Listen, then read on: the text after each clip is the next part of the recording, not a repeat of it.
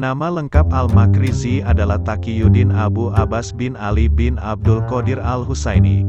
Beliau lahir di Kairo. Beliau dikenal dengan Al-Makrizi karena keluarganya berasal dari desa yang terletak di kota Balabak yang disebut Desa Makorizah. Pendidikan masa kecil sampai remaja Al-Makrizi ditanggung oleh kakeknya dari pihak ibu yang bernama Hanafi Ibnu Sa'ih. Beliau menganut mazhab Hanafi. Pendidikannya ditanggung oleh kakeknya, karena kondisi perekonomian ayah beliau yang lemah. Bermula dari kakeknya yang menganut mazhab Hanafi menyebabkan Al-Makrizi tumbuh dan menganut mazhab tersebut. Pada tahun 786 Hijriah beliau berpindah ke mazhab Syafi'i. Hal ini terjadi setelah kakeknya wafat. Bahkan, pemikirannya berkembang cenderung menganut mazhab Zuhiri. Sebutan Al-Makrizi berasal dari Makorizah yang merupakan tempat terpencil dari kota.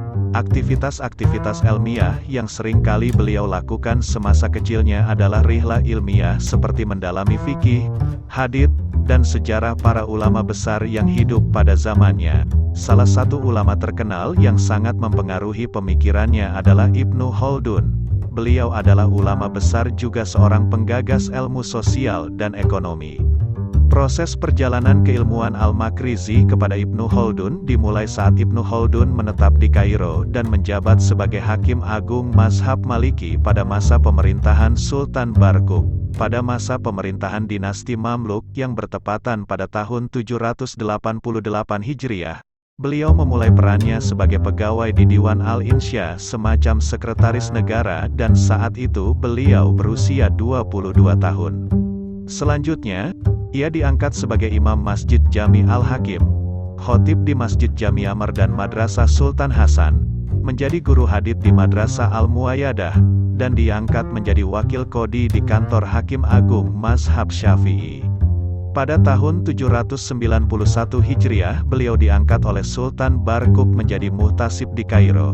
Jabatan ini berjalan selama 2 tahun dan pada masa ini juga, beliau mulai banyak bersentuhan dengan berbagai permasalahan perdagangan, pasar, dan mudorobah, sehingga perhatian beliau terfokus pada harga-harga yang berlaku, kaidah-kaidah timbangan, dan asal-usul uang.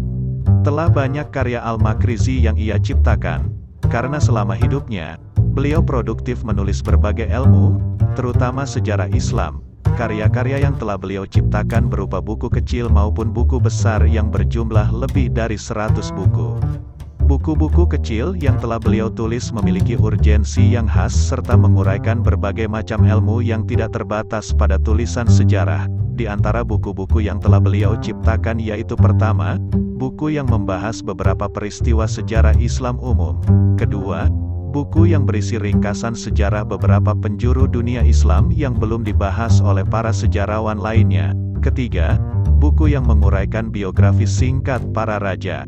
Keempat, buku yang mempelajari beberapa aspek ilmu murni atau sejarah beberapa aspek sosial dan ekonomi di dunia Islam pada umumnya dan di Mesir pada khususnya.